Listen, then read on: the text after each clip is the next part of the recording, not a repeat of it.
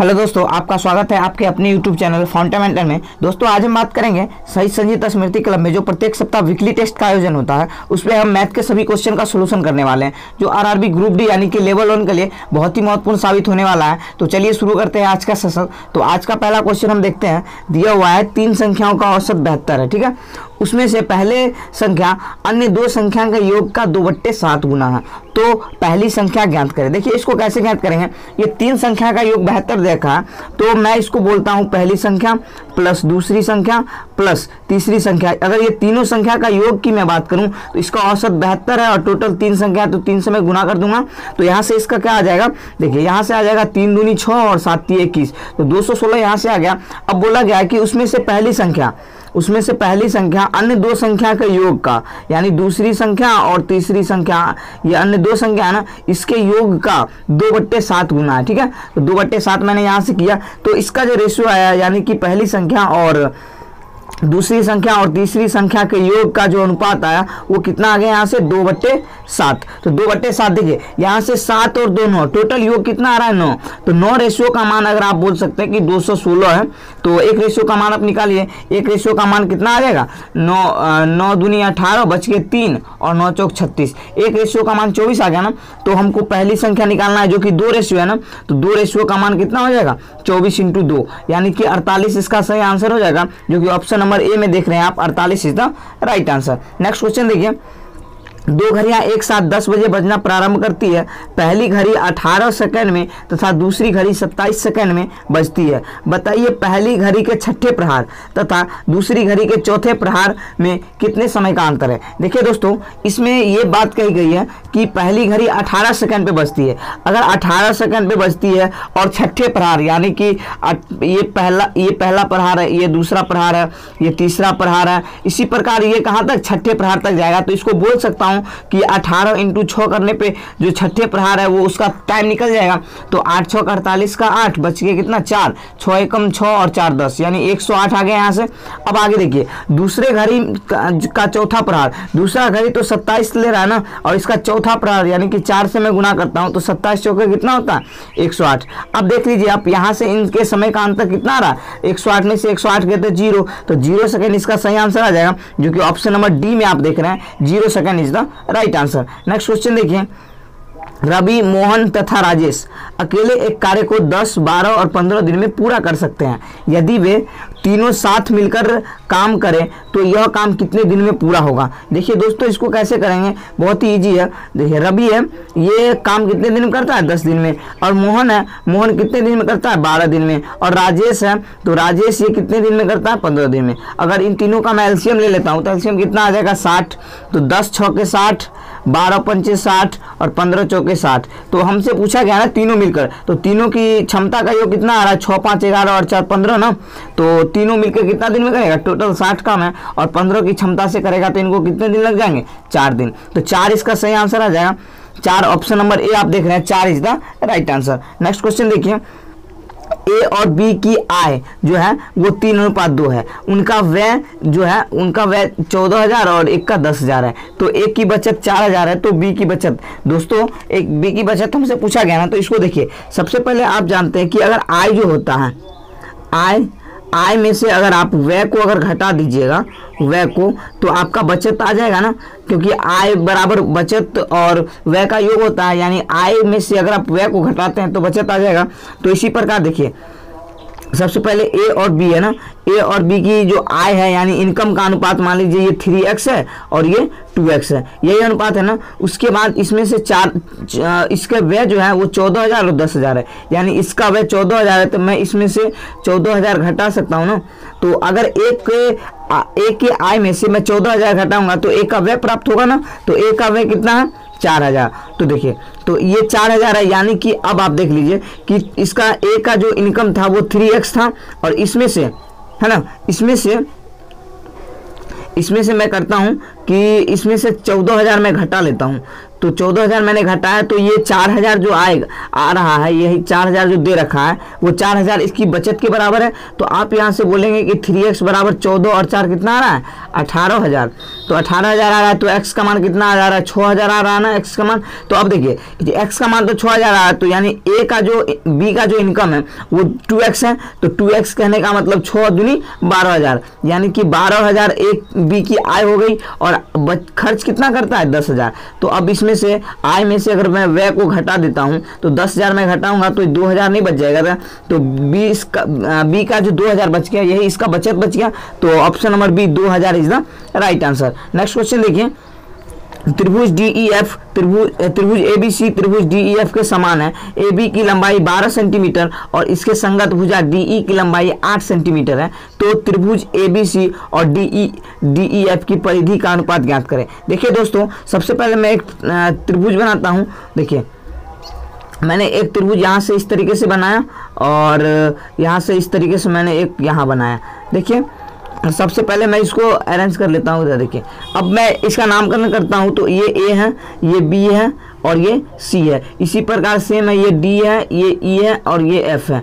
तो इसकी संगत भुजा यानी AB अगर 12 है तो इसकी संगत भुजा DE 8 हो जाएगा। तो देखिए सबसे पहले परिधि का अनुपात ना, तो परिधि का अनुपात त्रिभुज ABC और बट्टे त्रिभुज DEF, अगर इसकी परिधि का अनुपात अगर आपसे पूछे तो इसकी भुजा के अनुपात में हो जाता है AB बट्टे D। तो यहाँ से इस तरीके से निकलेगा, AB का मान 12 है और DE का मान कितना 8 है। तो आप 4 से काटेंगे, 4 तिया 12, 4 दूनी 8, यानी 3/2। तो option A 3/2 is the right answer. देखिए दोस्तों, इसमें एक चीज मैं बता, अगर इसमें ये अगर क्षेत्रफल का अनुपात पूछ लेता तो आप क्या करते, तो त्रिभुज ABC का क्षेत्रफल है ना और त्रिभुज DEF का क्षेत्रफल, अगर ये आपसे पूछ लेते क्षेत्रफल का अनुपात तो ये भुजा के वर्ग के बराबर हो जाता है, यानी AB बट्टे DE और इसके स्क्वायर के बराबर हो जाता है। तो आप ये भी इसको याद रखें तो ये बहुत ही अच्छा क्वेश्चन बन जाएगा। तो इस तरीके से आप कर सकते थे, आपको ये याद रखना चाहिए। नेक्स्ट क्वेश्चन देखिए, दिया हुआ है कि एक आदमी 800 किलोमीटर की यात्रा आंशिक रूप से रेल द्वारा और आंशिक रूप से जहाज द्वारा पूरी करता है। वह जहाज पर 7 घंटे अधिक खर्च करता है यदि जहाज की गति 20 किलोमीटर प्रति घंटा है तथा रेलगाड़ी की गति 50 किलोमीटर प्रति घंटा है। तो जहाज से कितनी दूरी वह तय किया, वो हमसे पूछा गया। मान लीजिए कि वो जहाज से जो है वो x दूरी तय किया। तो देखिए दोस्तों, जहाज से x दूरी तय किया और जहाज से जो है वो इसकी चाल जो है जहाज का वो कितना दे रखा है 20 दे रखा है, यानी कि मैं दूरी को अगर 4 से भाग देता हूं तो समय आ जाएगा। और यही तो अगर टोटल 800 है तो 800 में से जो x बचेगा वही तो ट्रेन द्वारा तय करेगा ना। तो ट्रेन की स्पीड कितना है 50 है और चूंकि ये ज्यादा समय ले रहा है ना जहाज, तो इसलिए इसका ये बराबर 7 के आ जाएगा। अब यहाँ से देखिए 7 यहाँ से बराबर आ गया। अब 20 और 50 का एलसीएम लूंगा जो 100 होता है, तो 20 पंचे 100, तो यहाँ से आ गया कितना 5x और 50 दूनी 100, तो यहाँ से कितना 8 दूनी 1600 माइनस में और माइनस माइनस कितना हो जाएगा प्लस हो जाएगा ना, तो 2x हो जाएगा। 50 दूनी 100 तो x 2 इंटू एक्स 2x और ये बराबर 7 है। अब आप देख लीजिए 5 और 2 7x, यहाँ से 7x यहाँ से 7x आ गया और बराबर 700 और प्लस का 1600, 700 प्लस 1600 यहाँ से आ जाएगा। तो 7x बराबर यानी x बराबर अब आप बोल सकते हैं 7 और 16 कितना आ जाएगा 16 4 20 3 23, तो 2300 और बट्टे का कितना आ गया 7 आ गया। तो यहाँ से इसको भाग देते हैं तो 7 तिया 21 आ रहा है, बच गए 2, 7 दूनी 14 आ रहा है, बच गए 6, 7 8 56, तो 328.5 के लगभग करीब आ रहा है इसका आंसर, जो कि ऑप्शन नंबर बी में आप देख रहे हैं 328.5 is the right answer. Next question देखिए, दिया हुआ है एक शिकारी कुत्ता एक खरगोश का पीछा करता है। जितनी देर में कुत्ता 5 छलांग मारता है उतनी देर में खरगोश 6 छलांग मारता है तथा कुत्ता की 4 छलांग की दूरी खरगोश के 5 छलांग की दूरी के बराबर है। तो कुत्ता और खरगोश की चाल ज्ञात करें। देखिए दोस्तों, बहुत ही अच्छा क्वेश्चन है, इसको आप इजीली कर सकते थे। मान लीजिए कि ये डॉग है और ये डॉग जो है यह जितनी 5 छलांग मारता है ना, उतने देर में खरगोश, यानी कि HERE मैं इसको मान लेता हूँ, हियर मिस खरगोश, तो ये 5 छलांग मारता है तो खरगोश 6 छलांग मारने के बराबर है। अब देखिए यहाँ से दे रखा है कुत्ता की 4 छलांग, मान लीजिए डी कुत्ता है इसकी 4 छलांग और ये खरगोश H है इसकी 5 छलांग के बराबर है, यही ना। तो यहाँ से D और H का जो अनुपात आ रहा है वो कितना आ रहा है 5/4, तो D 5 आ रहा है और H 4 आ रहा है। तो जनरली आप क्या करिएगा, इससे गुना कर दीजिए, D का 5 आ रहा है ना 5 और इसका 4, तो यहाँ से देख लीजिए 25/24 जो है इसकी चाल आ गया, जो यही स्पीड है, तो 25/24 इसका सही आंसर हो जाएगा, जो कि ऑप्शन नंबर बी में आप देख रहे हैं 25/24। नेक्स्ट क्वेश्चन देखिए, दिया हुआ है 11 केजी चीनी का मूल्य 264 है, 14 केजी चाय का कीमत जो है वो 252 है और 17 केजी दूध का मूल्य 544 है। तो 24 केजी चीनी और 21 केजी चाय और 25 लीटर दूध का जो है ये मूल्य ज्ञात करना है। देखिए इसको कैसे करेंगे, अगर 11 केजी चीनी है तो 11 केजी चीनी का मूल्य अगर 264 है तो 1 केजी चीनी का मूल्य कितना आ जाएगा, 11 दूनी 22, 11 चौक 44। इसी प्रकार 14 केजी अगर चाय है तो अगर इसका मूल्य 252 है तो 14 से काटूंगा मैं, कितना आ जाएगा 1 केजी चाय का मूल्य 14 एकम 14 बच गए 11 बच गए 14 8 112 ना, यहाँ से आ जाएगा। उसके बाद 17 लीटर दूध है ना, तो 17 लीटर दूध यहाँ मैं लिखता हूँ, 17 लीटर दूध है और इसका मूल्य कितना है, 17 लीटर दूध का मूल्य 544 है, तो 1 लीटर दूध का मूल्य कितना आ जाएगा 17 दूनी 17 तिये 51 बच गया कितना 3, 17 दूनी 34, तो 32 आ गया। तो हमसे पूछा गया 24 केजी चीनी ना, तो 24 और चीनी एक केजी का चीनी का कीमत 24 रुपया है, तो 24 से मैं यहाँ गुणा कर दिया। उसी प्रकार प्लस 21 केजी यानी चाय, तो 21 और 1 केजी चाय का मूल्य 18 है, तो 18 से मैंने गुणा कर दिया। फिर प्लस 25 लीटर दूध, तो 25 और 1 लीटर दूध का मूल्य 32। देखिए दोस्तों, इसमें आप यहाँ से गुना करने का एक आसान सा तरीका मैं बताना चाहता हूँ। देखिए मैं इकाई अंक से करना चाहता हूँ। अगर ये 4 को मैं 4 से गुना किया, 4 चौक 16 का इकाई अंक 6 आ गया, प्लस 8 एकम 8 का इकाई अंक 8 आ गया, प्लस 5 दूनी 10 का इकाई अंक 0, यही है ना। अगर इकाई अंक को मैं गुना करता हूँ तो गुना करके ये आ गया। अब जोड़ूंगा मैं 6 और 8 14, 14 और 4 यानी इकाई का अंक 4 आ रहा है, तो इकाई का अंक 4 आपको एक ही में दिख रहा है, जो कि ऑप्शन नंबर डी है। तो आप इजीली इसको इस तरीके से इकाई अंक से गुना करके भी आंसर मार सकते थे। नेक्स्ट क्वेश्चन देखिए, एक दुकानदार 1000 कीमत वाला एक पेन ड्राइव क्रमिक रूप से 10% और 15% की छूट के बाद खरीदता है। यदि वो 35 रुपये पैक कराने पर खर्च करता है और 1000 रुपये में बेच देता है तो उसका लाभ ज्ञात करें, लाभ प्रतिशत। तो देखिए इसको कैसे करिएगा, सबसे पहले 10%। दोस्तों आपको पता होगा 10% होता है 1/10, यानी कि अगर मैं इसके मार्क प्राइस की बात करूँ, इसके सेलिंग प्राइस की बात करूँ, तो इसका अनुपात अगर 1:10 है, अगर 1 का आपने डिस्काउंट दे दिया यानी MP 10 था और 1 का डिस्काउंट अब दे रहे हैं, तो कितना आ जाएगा 9 आ जाएगा। उसी प्रकार 15% जो होता है वो क्या होता है, अगर आप काटिएगा 15/100 तो ये आ जाएगा 15% 3/20 आता है। अगर MP 20 है तो 3 का अगर आप डिस्काउंट दे रहे हैं तो ये 17 आ जाएगा। तो यहाँ से देखिए गुना करने पर 20 × 200 और 17 × 153। अब देखिए ये 200 है, यही तो 1000 के बराबर है ना। तो देखिए 200 जो है वो 1000 के बराबर है, तो 1 रेशियो का मान 5 आ गया। तो आप सेलिंग यानी कि इसका जो सेलिंग प्राइस है आपने ये खरीदा है ना, तो यहाँ से बोल सकता हूँ मैं, यहाँ से इसका CP आ जाएगा ये, तो CP यहाँ से आ गया। तो आपने 153 रेशियो खरीदा है, 1 रेशियो का मान 5 है, तो आप देखिए 153 रेशियो का मान निकालने के लिए क्या करेंगे, 153 × 5 करूँगा, तो 5 × 15 का 5 बच गए 1, 15 × 5 75 और 1 76, यानी कि 765 रुपये में तो आपने खरीदा है और 35 रुपये आपने पैक कराने में भी तो खर्च किया ना। यहाँ से कितना आ गया, अब आप यहाँ से जोड़ेंगे तो 800। आपका क्रय मूल्य जो है, आपका क्रय मूल्य 800 आ गया और आपने बेचा कितने में, आपने बेचा 1000 में। अब देखिए 200 का ये लाभ हो रहा है ना, तो 200 का लाभ हो रहा है और क्रय मूल्य पर क्रय मूल्य तो आपका 800 है ना, 800 × का 100 करेंगे, यानी कि 200 चौके 800 1/4 × 100, यहाँ से कितना आ जाएगा 25। तो 25% जो है इसका सही आंसर आ जाएगा, जो कि ऑप्शन नंबर बी में आप देख रहे हैं 25% is the right answer. Next question देखिए, दिया हुआ है ए बी का अनुपात दे रखा है 3:8, तो 5a माइनस 3b और 2a प्लस b का मान। तो जनरली आप यहाँ पे क्या करिए, इसको इजीली a के जगह पे 3 और b की जगह पे 8 रख दीजिए। तो 5 इंटू a के जगह पे 3 और माइनस 3 इंटू बी की जगह पे 8। उसी प्रकार नीचे 2 इंटू ए की जगह पे 3 और प्लस बी की जगह पे 8। अगर आप 5 दिए 15 में से आप 24 घटा रहे हैं और 3 दूनी 6 और 8 14। तो देखिए 15 में 24 घटा रहे हैं तो यानी माइनस में 9 आ जाएगा और बट्टे में 14, तो 9/14 इसका सही आंसर आ जाएगा माइनस में।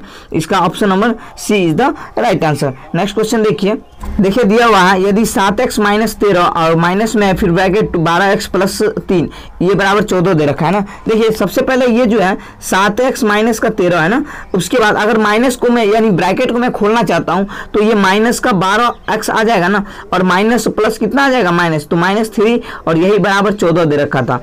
अब आप देखिए कि 7x है, इसमें से मैं 7x इसमें से मैं 12x घटाऊंगा तो माइनस का 5x हो जाएगा यहाँ से, और माइनस का 13 और माइनस का 3 कितना आ गया माइनस का 16 और ये बराबर 14। तो माइनस का देख लीजिए 5x और ये बराबर ये 16 इधर जाएगा तो 14 प्लस का 16 आ जाएगा। तो देखिए माइनस का 5x बराबर 30 आ जाएगा ना यहाँ से, तो अगर 5 से काटेगा 5 6 के 30 और ये माइनस भी तो है ना, तो माइनस ये इधर चल जाएगा तो माइनस का 6, तो x बराबर -6 आ गया, जो कि ऑप्शन नंबर ए में आप देख रहे हैं x बराबर -6 is the right answer. Next question देखिए, एक बेलनाकार वस्तु का वक्र सतह का क्षेत्रफल जो है वो कितना दे रखा है 1760 है। इसके आधार की परिधि 88 सेंटीमीटर है, तो इसका आयतन ज्ञात करना है ना।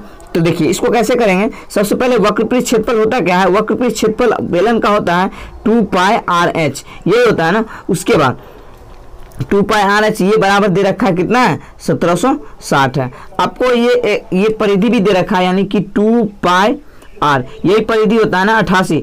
अब देख लीजिए कि 2πr का मान आप यहाँ से 88 रख सकते हैं और इनटू का h ये बराबर कितना है 1760 है। अब आप देखिए आगे यहाँ से मैं काटूंगा 11 से 11 8 88 और 11 एकम 11 11 6 66, तो 8 दूनी 16 यानी h बराबर आपका कितना आ गया 20 आ गया। उसी प्रकार अगर आप यहाँ से r का मान निकालना चाहते हैं तो अगर देखिए 2 और पाई के जगह पे कितना दे सकते हैं 22/7 और यहाँ से आर का मान आपको निकालना है, यही बराबर 88 है। तो 22 दूनी 44, 44 से 2 बार में कटेगा 88 यानी आर बराबर 7 दूनी 14 आ गया, यानी एच बराबर ये आ गया और आर बराबर आपका 14 आ गया। तो यहाँ से आपको आयतन इजीली निकाल सकते हैं ना। आयतन क्या होता है, आयतन होता है πr² और एच। आपको फॉर्मूला भी याद रखना बहुत जरूरी होगा। तो पाई का मान कितना होता है 22/7 और r² यानी कि 14 × 14 और उसके बाद 20, एच का मान 20 है ना, तो 20। 7 से मैं इसको काटता हूँ 7 दूनी 14,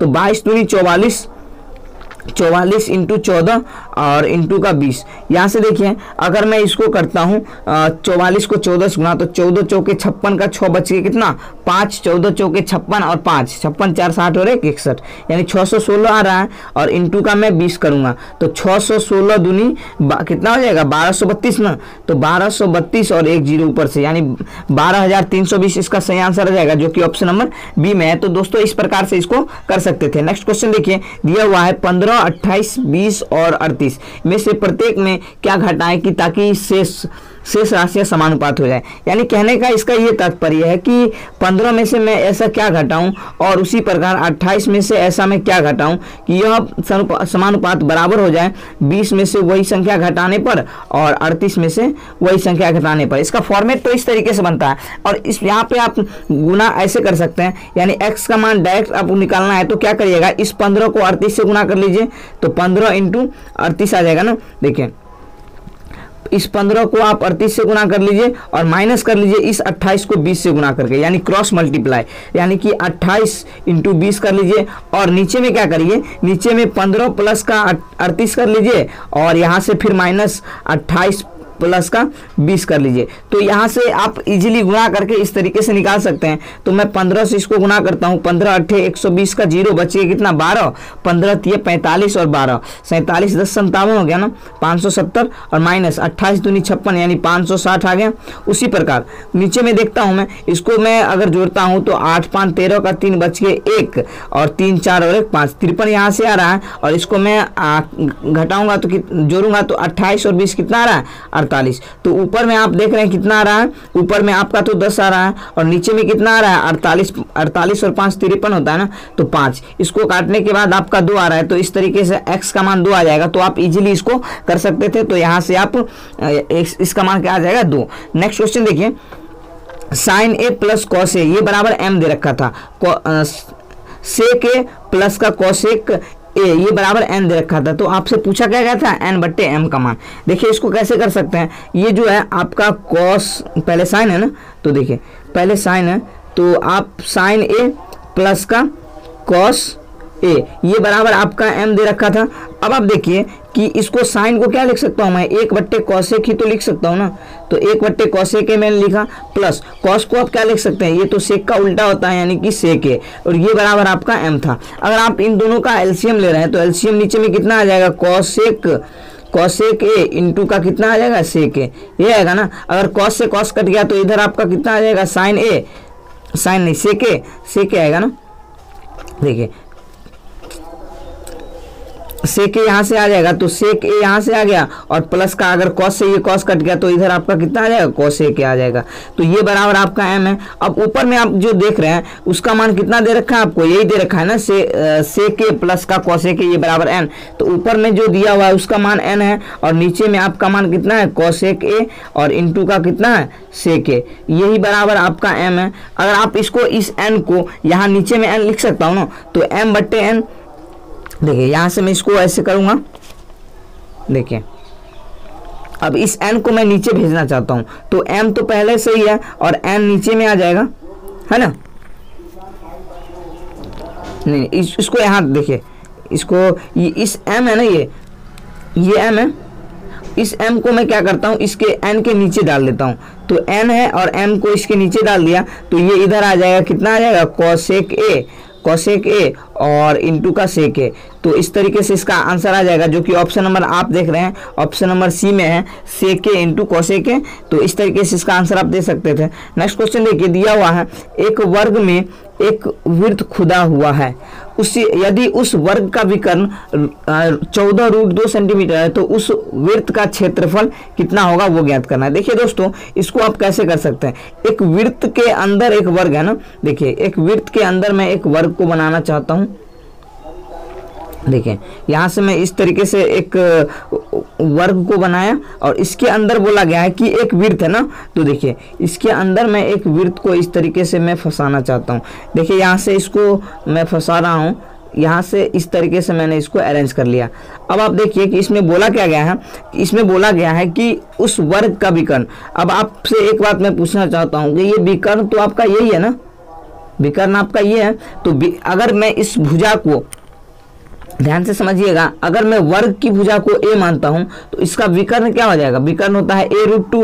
तो a√2 जो विकर्ण है वही किसके बराबर है, 14√2 के बराबर है। तो √2 से √2 कट गया और a का मान जो आ गया वो कितना आ गया, वर्ग की भुजा 14। तो हमको वृत्त का क्षेत्रफल निकालना है। अगर वर्ग की भुजा आपका मान लीजिए 14 आ गया तो आप वृत्त की त्रिज्या कैसे निकालेंगे। अब आप देखिए कि ये जो यहाँ से यहाँ तक बन रहा है यही आपका पूरे 14 है ना, अगर इसका मैं आधा करता हूँ यहाँ तक तो इसका मान 7 नहीं आ जाएगा का, यानी कि वृत्त की त्रिज्या कितने आ गई, 7 आ गई, यानी कि इसके वर्ग की भुजा का आधा। तो आप यहाँ से वृत्त का क्षेत्रफल निकाल सकते हैं। पाई आर स्क्वायर होता है ना, तो पाई का मान 22/7 और आर स्क्वायर 7 × 7। तो यहाँ से 7 से 7 कट गया, 22 से कितना आ रहा है 154। तो 154 इसका सही आंसर हो जाएगा, जो कि ऑप्शन नंबर सी में था 154। नेक्स्ट क्वेश्चन देखिए, 95 से पूरी तरह विभाजित होने वाली 5 अंकों की अधिकतम संख्या कौन सी। देखिए दोस्तों इसमें आप ऑप्शन से भी कर सकते हैं और आप इसका प्रोसेस देख लीजिए। 5 अंकों की अधिकतम संख्या बोल रहा है ना, तो 5 अंकों की सबसे बड़ी संख्या यानी 5 9,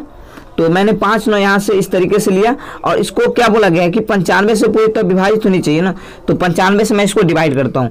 एक बार में लगाऊंगा मैं 95 × 95, यहाँ से कितना आ गया 4 और उतरेगा कितना 9, और ये तो 95 से कम है ना, तो यहाँ के लिए एक और अंक उतारने के लिए मैं एक 0 दूंगा, तो यहाँ से उतर गया कितना 9 बार में। अब देखिए ये 5 से लगेगा तो 5 25 का 5 बच गया कितना 2 और 9 5 45 और 2 47। यहाँ से मैं इसका घटाऊंगा तो 9 में से 5 गए तो कितना 4 और यहाँ से 9 में 7 गए तो 2।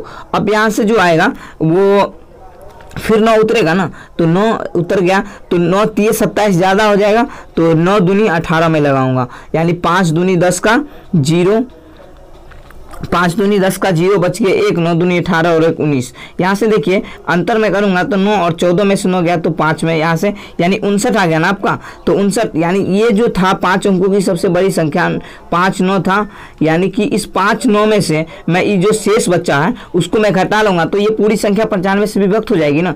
तो 59 में इसको घटाऊँगा तो यहाँ से 0 4 फिर ये 9 9 9, तो 99,940 इसका सही आंसर आ जाएगा, जो कि ऑप्शन नंबर बी में आप देख रहे हैं। 99,940 is the right answer. Next question देखिए, बोला गया है कि 3060 को 1/6, 1/4 और 1/3 इसके अनुपात में विभाजित किया जाता है। तो दूसरा देखिए, ये पहला है और ये दूसरा है और ये तीसरा है। इस तरीके से ये पहले का मान 1/6 है, दूसरा का 1/4 और तीसरे का 1/3। आप बेस वाले को क्या मान लीजिए, बेस वाला जो है ना ये 6 4 और ये 3, इसका एलसीएम ले लीजिए। तो एलसीएम आपका कितना आ जाएगा, 6 4 और 3 का एलसीएम लूंगा तो ये 12 आ जाएगा। अगर मैं इस सब में 12 से गुना करता हूँ, सब में आप क्या करिए 12 से गुना कर लीजिए। तो 12 से इसमें भी गुना करता हूँ, 12 से इसमें भी और 12 से इसमें भी, यही ना। तो 6 दूनी 12 आ गया, 4 3 12 आ गया, 3 चौके, तो ये इस अनुपात में डिवाइड हो गया। अब आप देखिए 4 3 7 और 2 9 रेशियो टोटल योग है, इसी का मान कितना दे रखा है, 3060 दे रखा है। इसमें काटूंगा 9 3 27 बचे 3, 9 चौके 36, तो 340 एक रेशियो का मान आया। आपको दूसरे हिस्से निकालना है तो 3 रेशियो, तो 3 इंटू कितना करेंगे 340। तो यहाँ से देखिए 900 और 40 दिया 120, तो 1020 आ जाएगा ना। तो 1020 इसका सही आंसर आ जाएगा, जो कि ऑप्शन नंबर ए में आप देख रहे हैं। 1020 is the right answer. Next question देखिए, एक निश्चित राशि पर 2 वर्षों के लिए 4% वार्षिक रूप से संयोजित होने वाले साधारण ब्याज और चक्रवृद्धि ब्याज में अंतर 144 है, तो मूलधन ज्ञात करें। देखिए दोस्तों, इसको बहुत मेथड से कर सकते हैं, मैं इजी मेथड आपको बताना चाहता हूँ। देखिए सबसे पहले मैं साधारण ब्याज की बात करता हूँ। साधारण ब्याज 4% रेट है और ये 2 वर्ष के लिए, तो आप बोलेंगे कितना 8% हो गया।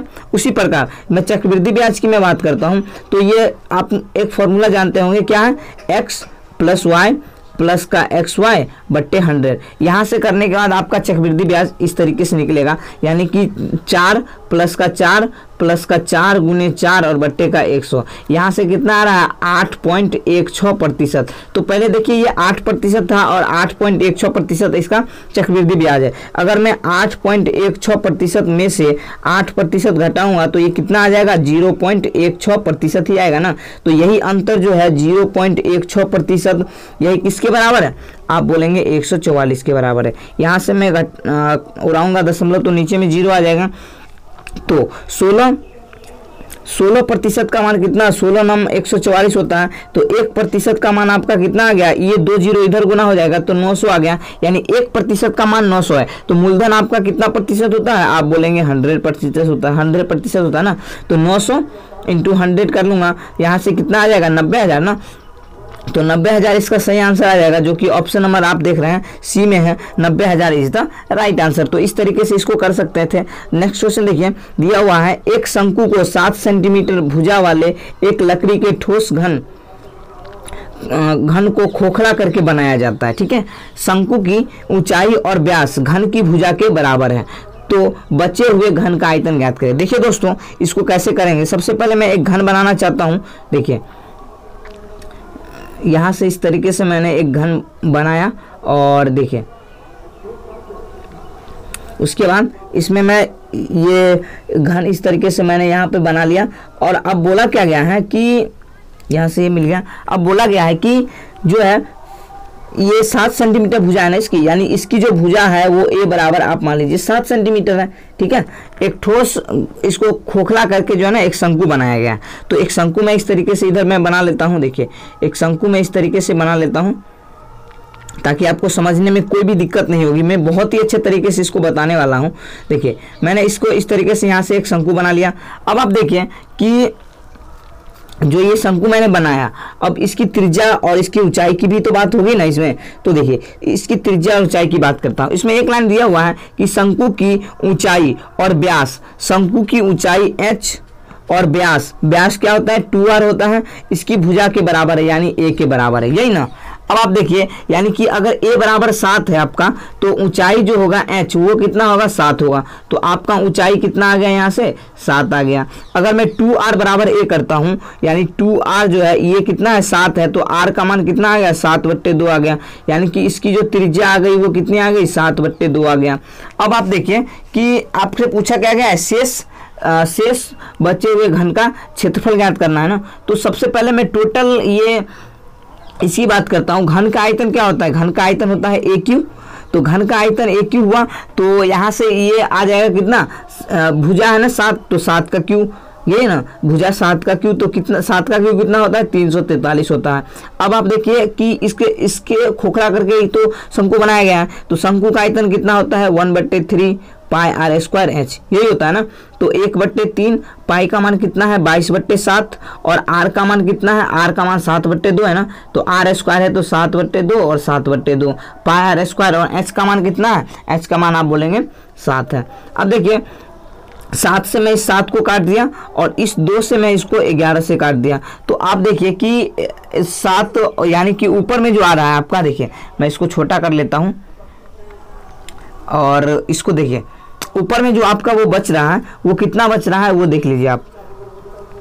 ऊपर में 11 बच रहा है, यानी कि 11 × 7 ये बच रहा है ना, और नीचे में कितना बच रहा है, नीचे में बच रहा है आपका 6, तो 49 × 6 करूँगा मैं, तो 49 × 6 करने के बाद आपका कितना आ रहा है, देखिए 49 और ये 49, इस तरीके से मैं लिख के 9 और 9 4 13 का 3 बच गया 1 और 5, तो 539 आ रहा है ना, और बट्टे का 6 आ रहा है, ये ना, इसको मैं हटा देता हूँ। देखिए अब यहाँ से मैं 6 से कटूंगा, तो 6 8 48, 48 2 3 5, यानी 6 नाम 54 बच गए, फिर 5 और 6 8 48 0.8 आ जाएगा। तो यहाँ से मैं इस तरीके से घटा 0.8 आ जाएगा ना, 6 से मैं इसको डिवाइड करके ही देख लेता हूँ। देखिए 539 है और इसको आप 6 से भाग दे रहे हैं, तो 6 8 48 आ रहा है, 48 2 3 5 6 नाम कितना आ रहा है 54 आ रहा है, बच गया कितना 5 दशमलव मैंने दिया यहाँ से, 6 8 फिर दशमलव के बाद 8, 6 8 48 आ गया, फिर बच गया 2 और दशमलव में दिया हुआ था जो 0 दे सकते थे, और 6 3 18, यानी कि 89.83 जो यहाँ से आ रहा है। तो देखिए 89.83 आ गया। अब आपको ये जो घन का आयतन कितना था 343 ना, 343, और इसमें से आप 89.83 को अगर आप घटा रहे हैं, इसमें दशमलव के बाद 2 0 दे दीजिए, तो इधर तो आ जाएगा आपका कितना 17, यहाँ बच गया 2, तो 12 में से 9 गए तो कितना आ जाएगा, 12 में से 9 गए तो 3, यहाँ आ गया कितना, यहाँ आ गया अब बच गया आपका 3, तो 13 में से 8 गए तो कितना आ गया 5 और यहाँ बच गया 2। तो अब देख लीजिए कि 253.17 जो आ रहा है वही तो शेष आयतन आ रहा है ना, तो इसलिए इसका 253.17 सही आंसर हो जाएगा, जो कि ऑप्शन नंबर ए में है। तो दोस्तों मैंने बहुत ही अच्छे तरीके से इसको बताने की कोशिश किया है, तो आपको ये बहुत अच्छा लगा होगा। देखिए नेक्स्ट क्वेश्चन देखिए, दिया हुआ है कि 2.5 मीटर चौड़ाई का एक फुटपाथ एक आयताकार बगीचा जिसकी लंबाई 10 है और चौड़ाई 8 है, इसके चारों ओर है, बगीचे का क्षेत्रफल जिसमें फुटपाथ भी शामिल है वो ज्ञात करना है। देखिए दोस्तों एक चीज़ मैं आपको बताना चाहता हूँ कि इसमें जो दिया हुआ है फुटपाथ, सबसे पहले मैं एक बगीचा बनाता हूँ, लंबाई इसका यानी कि इस तरीके से मैंने एक बगीचा बनाया, और अब देखिए यानी इसके जो है चारों ओर एक 2.5 मीटर चौड़ाई का है ना। तो देखिए सबसे पहले मैं इसको थोड़ा नीचे कर लेता हूँ। अब देखिए इसके चारों ओर ही तो एक बगीचा बनाया गया है, यानी कि मैं इसके चारों ओर इस तरीके से मैं एक बगीचा बनाऊं, रास्ता बनाऊं, तो यहाँ से क्या आ जाएगा, देखिए मैं इस तरीके से अरेंज कर लेता हूँ इसको। देखिए अब जो इसकी लंबाई दे रखी थी उसकी लंबाई तो 10 दे रखी थी, और इसकी चौड़ाई ये यहाँ से यहाँ तक, और ये बगीचा तो यही है ना आपका, तो इसकी ये दे रखा था 8। अब देखिए रास्ते का जो चौड़ाई था वो 2.5 था, अब ये भी तो होगा 2.5, और ये जो है ये चौड़ाई ये भी तो 2.5 होगा, इसी प्रकार ये भी 2.5 होगा, और ये भी कितना 2.5, यानी कि 2.5 और 2.5 यानी मिलके ये कितना बन गया 5 आपका बढ़ेगा ना, तो 10 5 15 आ गया। इसी प्रकार अगर 8 है और ये भी तो बढ़ेगा, यानी कि कितना आ जाएगा 8 और 5 13, यानी कि लंबाई जो है आपका कितना आ गया 15 और चौड़ाई कितना आ गया 13। तो इसका क्षेत्रफल ही तो पूछा गया था, तो लंबाई इंटू चौड़ाई होता है ना इसका क्षेत्रफल, तो 15 × 13 करिएगा तो 15 3 45 का 5 बच गया कितना 4, 15 एकम 15 और 4 19, तो 195 इसका सही आंसर आ जाएगा, जो कि ऑप्शन नंबर सी में आप देख रहे हैं 195 is the right answer. Next question देखिए, दिया हुआ है, देखिए यदि किसी मूलधन पर चक्रवृद्धि ब्याज दूसरे और तीसरे वर्ष का प्राप्त होने वाली राशि क्रमानुसार 28,090 और 29,775.4 है ना, तो इसका ब्याज की दर ज्ञात करें। देखिए दोस्तों, इसमें जो दिया हुआ है ये राशि, ये दूसरे वर्ष का चक्रवृद्धि ब्याज और तीसरे वर्ष का चक्रवृद्धि ब्याज है। दूसरे वर्ष का चक्रवृद्धि ब्याज और तीसरे वर्ष का चक्रवृद्धि ब्याज है। तो ये दूसरे वर्ष का चक्रवृद्धि ब्याज 28,090 है और तीसरे वर्ष का चक्रवृद्धि ब्याज कितना है, 29,775.4 है। ये ना, अगर आपको रेट निकालना है तो क्या करिएगा, इन दोनों का अंतर करिएगा ना, तो इन दोनों का अंतर करिएगा तो देखिए 29,775 है और 0.4 है, और इसमें से मैं घटाऊंगा 28,090, यही ना, तो 0.4 तो ऐसे ही रहेगा। फिर 5 17 में से 9 गए तो कितना, 8।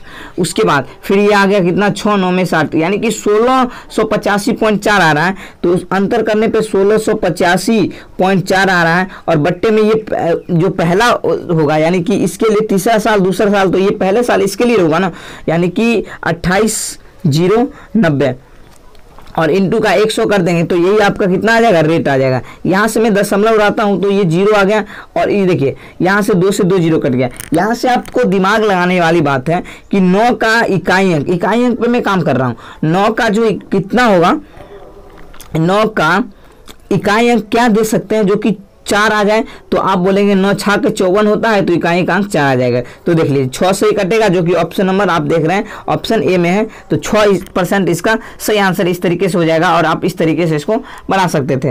नेक्स्ट क्वेश्चन देखिए, दो संख्या का महत्तम समापवर्तक और लघुत्तम समापवर्तक 19 और 969 है। यदि एक संख्या 57 है तो दूसरी संख्या ज्ञात करें। देखिए दोस्तों, इसमें एक चीज ये होता है ना, पहली संख्या गुने दूसरी संख्या, और ये बराबर कितना होता है, HCF इंटू LCM, ये होता है ना।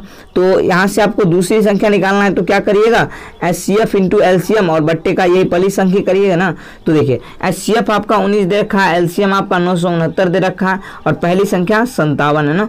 तो 19 से मैं काटता हूँ 3 बार, और 3 से मैं काटूंगा 3 तिया 9, 3 दूनी 6, 3 तिया 9, तो 323 इसका सही आंसर आ जाएगा, जो कि ऑप्शन नंबर बी में आप देख रहे हैं। 323 इज द राइट आंसर।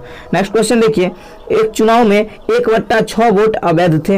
यदि प्रत्याशी ए को वैध वोटों का 8/15 वोट मिले और प्रत्याशी बी को 4900 वोट मिले तो कुल वोटों की संख्या कितनी है। देखिए दोस्तों, 1/6 है, तो आप मान लीजिए ये 6 है, मतलब कुल अगर वोट अगर आप मानना चाहते हैं तो आप 6x मान लीजिए, क्योंकि बेस में 6 है ना, 6x माना।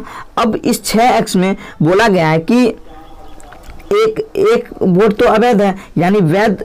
अगर मैं ये ऐसे लिखता था ना, देखिए 6 है तो 6 से 5 हो गया, यानी ये लिखता था, तो यानी ये वैध वोट कितने हो गए, 5x। 6x पहले था और वैध वोट हो गया 5x। इसमें से बोला गया है कि ए को कितना मिल रहा है, ए को आप बोलेंगे 8/15 मिल रहा है। तो 5x का 8/15 अगर ए को मिल रहा है तो आप यही बोल सकते हैं ना, 5x का 8 और 7 यानी कि 7x/15 होगा, वो किसको मिलेगा, बी को मिलेगा।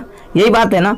तो देखिए यही 7/15 ये किसके बराबर है, आप बोलेंगे 4900 के बराबर है। अब ध्यान दीजिएगा, बहुत ही अच्छे तरीके से मैं बताने वाला हूँ। ये 5 से ये कट रहा है 3 बार में, और ये 7 से कट रहा है ये 7 बार में। तो x का मान कितना आ गया, 7 × 2100 आ गया, ये x का मान आ गया ना। आपको कुल वोट कितना दे रखा है, 6x, तो 6 × 2100 कर लीजिए, तो 21 6 के 126, यानी कि कितना आ गया, 12,600। तो इस तरीके से 12,600 इसका सही आंसर आ जाएगा, जो कि ऑप्शन नंबर सी में है, 12,600 is the right answer. Next question देखिए, दिया हुआ 6/5 और 3/7 के व्युत्क्रम के योग का व्युत्क्रम क्या होगा ना, ये पूछा गया। देखिए इसको कैसे करेंगे, 6/5 का व्युत्क्रम क्या बोल सकते हैं, 5/6। उसी प्रकार 3/7 का व्युत्क्रम क्या बोल सकते हैं, 7/3।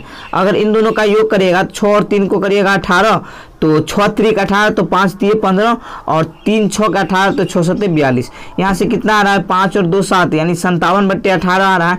ये आपका आंसर थोड़ी है, व्युत्क्रम के योग का व्युत्क्रम पूछा जा रहा है, यानी इसका भी व्युत्क्रम यानी कितना आ जाएगा, 18/57।